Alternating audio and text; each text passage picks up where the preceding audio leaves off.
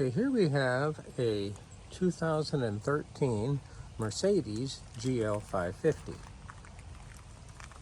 And the engine it's using is the M278.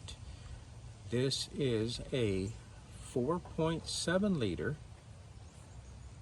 V8 turbocharged. And of course the two turbochargers bi-turbo. I have a turbocharger there on the right exhaust manifold and the left exhaust manifold. Now as we look, what we see here is this is the actual air cleaner assembly. So I'm bringing in fresh air filtered through a pleated air filter, and now this is the intake, and it's going to go down to the input there of the compressor housing there at the center, and then through centrifugal force and a blade angle, I'm going to effectively compress the air.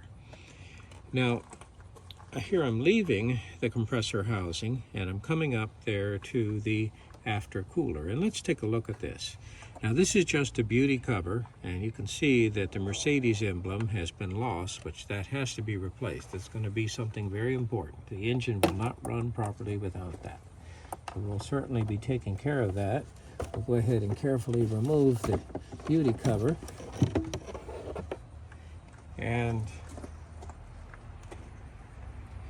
here we see the electronic control unit. And here the compressed air leaving the compressor housings is now entering the after cooler. And this is the after cooler assembly. And it's a air to coolant heat exchanger, but it has its own separate cooling system and separate reservoir. So this is the reservoir for the after cooler, and also you'll notice that I have some cooling lines there that are passing through the housing of our electronic control unit. So here I'm also controlling the temperature of the electronic control unit through this separate auxiliary cooling system. Now, the temperature of the coolant here is much, much lower than the engine. It has its own separate radiator and separate electric pump.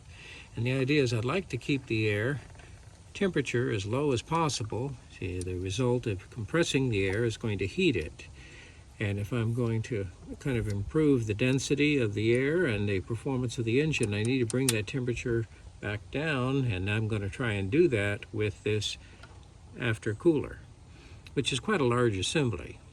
And then as I leave the after cooler, I will then come to the throttle body, and there I have a servo motor that's actually actuating the throttle. We can't see it directly, it's hiding here in the back.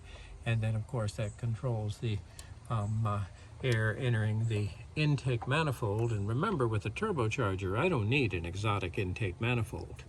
It can be just simply very simple runners, because what I'm doing, I'm actually compressing the air well above atmospheric, and that's of course boost there to try and recover some of that waste energy in the exhaust and improve the performance of the engine by increasing the manifold air pressure considerably above atmospheric. And of course it would really benefit if we're going to high altitude, like for Denver, or climbing one of the Sierra Nevada mountain range, getting up there around 10, 11, 12,000 feet. Here I would really be helped. Now, we can't see the turbochargers, but they have a vacuum actuated wastegate, and the way that works is I have to apply a vacuum to the actual vacuum servo to close the wastegate. And this is part of my assembly to do that. And as you can see, I have a vacuum hose running off in one direction, and it's going to be going to our two wastegate actuators. Here's the second vacuum hose. Let's see if we can kind of see where it's going there. Here it comes. And there's the vacuum hose going to the left wastegate actuator. There's the right wastegate actuator. And here I have my vacuum supply, and that's being supplied by a vacuum pump. Yes, I have a large vacuum pump that is supplying vacuum for obviously the wastegate actuators and for my brake booster. So that's driven by one of the camshafts. Now on the other side I have a high pressure fuel pump, because this is direct injection. So my high pressure fuel pump is driven here on the left side by the intake camshaft, and the exhaust camshaft drives the centrifugal oil-air separator as part of my crankcase ventilation system, trying to centrifugally separate the oil from the crankcase vapors and allow the crankcase vapors to enter the intake manifold, or during conditions of boost to go ahead and enter the air cleaner. So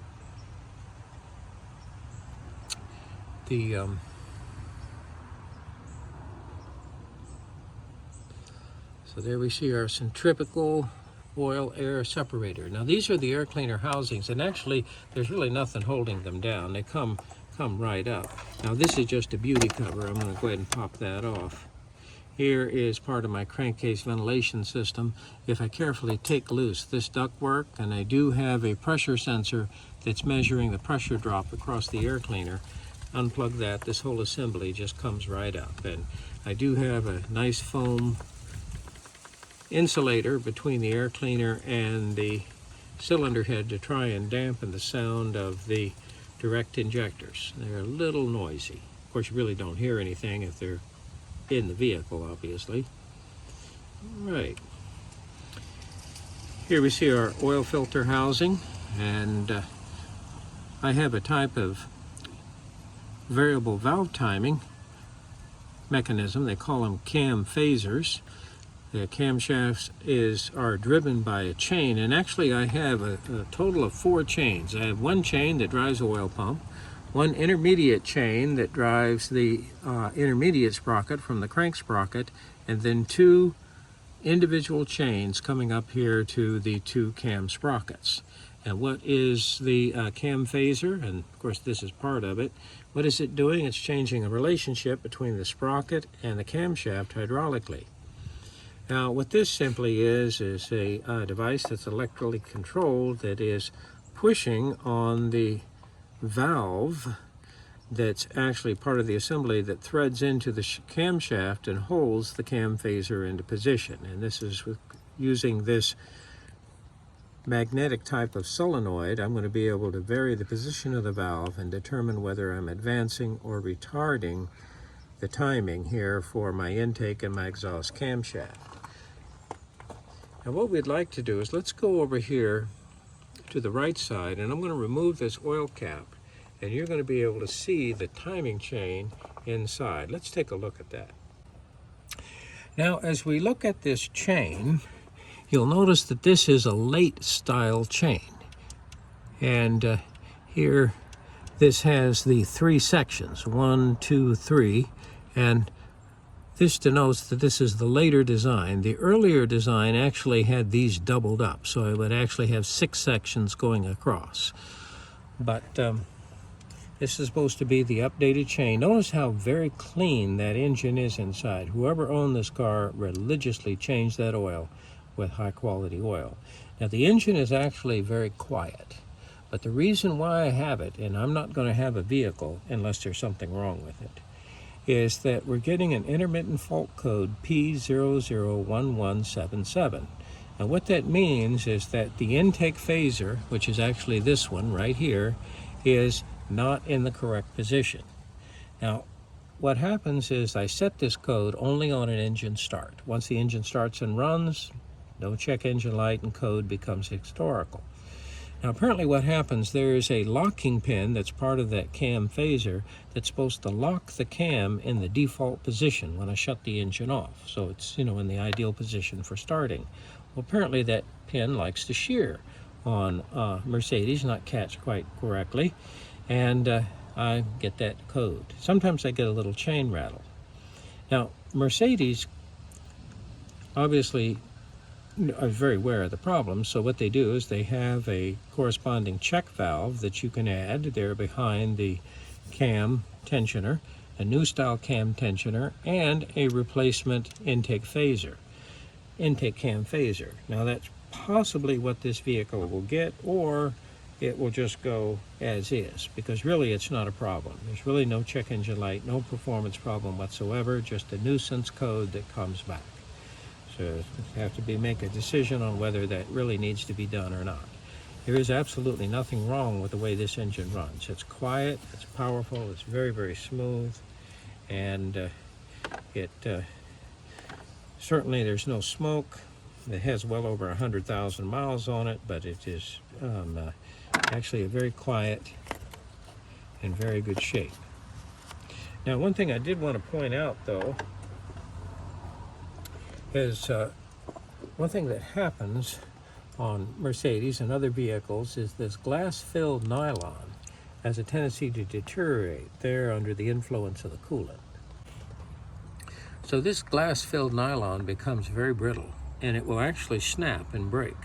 And that's what happened to this vehicle shortly after we received it. So this is actually a new assembly from Mercedes. They had it in stock, and they knew exactly what I wanted, and it was reasonably priced. And the other piece you need also is this glass-filled nylon piece. It's held by a Torx fastener there in this front cover. They're going into the coolant passage. So this whole assembly is reasonably priced, and it's the action of that coolant. Now, we do have a fresh radiator, brand new radiator, and of course these side tanks are oftentimes made out of that same glass-filled nylon that they'll deteriorate. Now, one of the things that you'll notice, and if you're a Mercedes enthusiast, you'll say, hey, what's this funny hose doing here? Why is that hose here? What's going on? Well, what happened is if you look right down here, this is actually the junction here for the two lines there for the turbocharger cooling lines. And we'll go over here and look at the side of the turbocharger in just a moment. And if you'll notice that this actually broke off. This glass-filled nylon's not very thick. Antifreeze attacks it, it broke off. And I actually have another fitting just a little over. So what did they do? Well, what they did is they took and they installed this high-pressure fuel line, which I think is a good idea. There you see they removed the polyamide tube, cut it off, and they installed this rubber line with a nice screw-type hose clamp. Make sure it's carefully wire-tied so it doesn't get caught in the belt. Comes up here, goes across, and then let's take a look here at the turbocharger. Here we go. And there we see the turbocharger. Now actually, this line is the inlet line. This is the pressure line. This is actually the return line, and if you grab it with the engine running, it's good and hot. And so let's see here. It's coming down.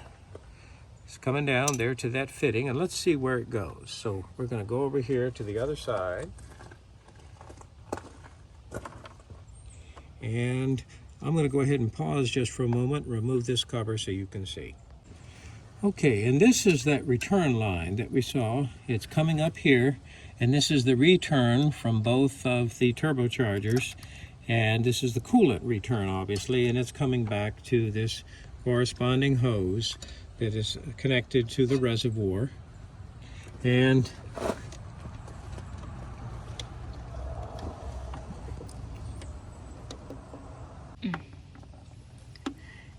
here we see our auxiliary coolant pump. Now, what's this auxiliary coolant pump for? Well, under certain conditions, the powertrain control module, or DME control unit, can turn on this pump. Now, why would I turn on this pump? Well, how about after a hot run, real hard hot run, shut the engine down?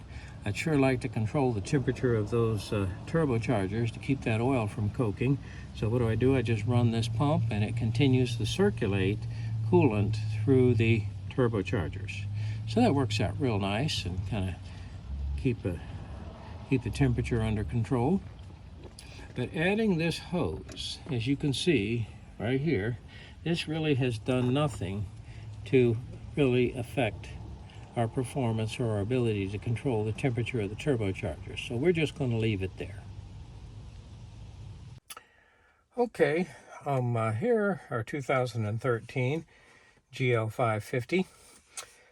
I believe that it really has keyless go, but for some reason they removed the button. But I noticed that I can open the door just simply with the key in my pocket. don't actually have to press the lock-unlock button. So I do believe that I have keyless go, but for some reason, original owner removed the button. Now, on some of these, supposedly, I'm supposed to be able to press this in and get it to do something with the key, but it might be disabled. I need to investigate that, so we'll have to see. But here we put the key in, turn it. Let's take a look. All right. Now here for the 2013 model year, I have a very nice clear display, and here's my control. And of course I can go around to different types of functions here. Let's go ahead, let's take a look at navigation. Very nice, so looks very nice there. Here I have a CD changer that holds, I think, 6 CDs, so I can go ahead and load different types of DVDs, and there we go. That's a movie that's in there. I think it'd be kind of hard to watch it though, as if I am trying to drive the car, but I have 2 very nice Android upgraded monitors there in the back, which we'll take a look at in just a moment. All right, let's take a look at some of our screens. There's our system screen for setting the time. Now the clock actually is displayed here on the, or the time is on the dash, and I guess I can look at the clock like this, but what's interesting about it is that I notice that it will set itself. I can set for the time zone or what daylight savings time or not, but otherwise it sets itself, which is kind of a nice feature. All right, we have a lot of nice features on this car. We have the 360-degree camera, and it says unavailable right now. Let's see. That's what makes me want to have to start it, I guess. There we go. So there's my 360-degree camera.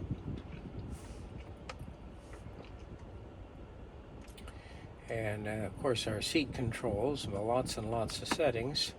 And let's see here, I guess if I'm using my, oops, there we go.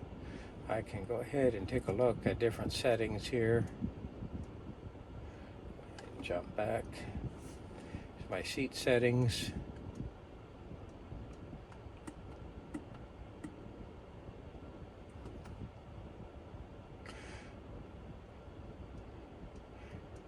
Actually, there's quite a bit here to the Mercedes, but that seems to work everything seems to work. One of the things that we do is we put our scan tool on and go ahead and check for all fault codes. I do have a couple of fault codes for the defroster, electric defrost feature of the mirrors, having a possibly just a blown fuse, hopefully, or open or short circuit. I need to check that. I have lane departure, which is a nice feature. I have the, I guess, active cruise control or radar cruise. That's a nice feature too. Here as we look, I can raise and lower the vehicle. This full air ride suspension. I can select either sport or comfort mode there for the valving of the hydraulic shock. And what happens is I have this, actually this is my control, so if I want to descend in a steep grade, what it does is it keeps the car from going faster than 4 miles an hour, which, why would I use that? Well, if I'm off-road or on a very steep incline, it actually actively uses the anti-lock brake system to hold the car back, which I guess would be a nice off-road feature. Normally you wouldn't consider taking this type of vehicle off-road. Now there is something that I also am tasked with, is to remove these aluminum shift handles, and they're really not even the right ones for the vehicle. You'll notice that they do not even fit properly. So this was not even the right ones for the vehicle. This is just a piece of red electrical tape to hide the adhesive that's holding them on. Now supposedly, based on the manufacturer, if I warm this with a heat gun, I'm supposed to be able to peel these off. So we'll wait to do that to make sure that the car is going to stay with us and not go back to the auction. But, let's take a look in the back seat quickly at the monitors in the back.